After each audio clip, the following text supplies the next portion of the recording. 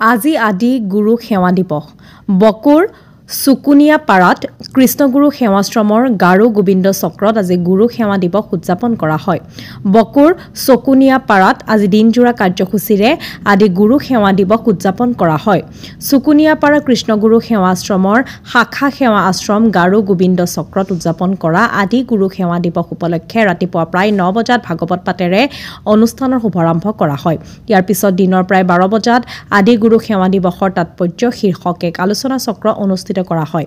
অজিত বসুমতাৰী সঞ্চালনত আয়োজন কৰা হয়। আলোচনা চক্ৰত আলোচক হিচাপে সদৌ অসম গ্ৰাম্য পুথিভঁৰাল সন্থাৰ জীৱনজোৰা বঁটাৰে সন্মানিত তথা বন্দাপাৰা আঞ্চলিক হাইস্কুলৰ অৱসৰপ্ৰাপ্ত প্ৰধান শিক্ষয়িত্ৰী নিৰুপমা ৰাভা, গাৰো গোবিন্দ চক্ৰৰ পাঠক দীপেন ৰাভা, সম্পাদক কুশল চন্দ্ৰ ৰাভা আৰু প্ৰাক্তন সভাপতি দিলীপ ৰাভাই অংশগ্ৰহণ কৰে। পিতৃ-মাতৃক শ্ৰদ্ধা ভক্তি কৰিলে নতুন প্ৰজন্মৰ বাবে শিক্ষা গ্ৰহণ কৰিবলৈ ধাউতি বাঢ়িব বুলি তেখেতে কয়। প্ৰত্যেকগৰাকী বক্তাই জন্মদাত্ৰী পিতৃ-মাতৃক সেৱা কৰিলেহে জীৱন ধন্য হ'ব বুলি উল্লেখ কৰি পিতৃ-মাতৃক আদৰ স্নেহ কৰাত কৃপণালি নকৰিবলৈ সকলোকে আহ্বান জনায়।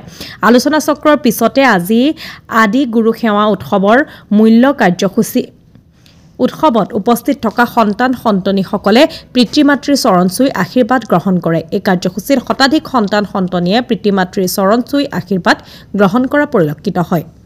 বকুৰ পৰা ধনমণি মেধিৰ ৰিপৰ্ট, নিভাজ অসম লাইভ। কৃষ্ণগুৰু প্ৰভু ঈশ্বৰ তুমি নিৰ্গুণ নিৰাকাৰ হৈও গুণত ক্ষিত হৈ থাকাৰ নৰাটো ৰক্ষাৰ বাবে যুগ সন্ধিখনত অৱতাৰ হৈছা।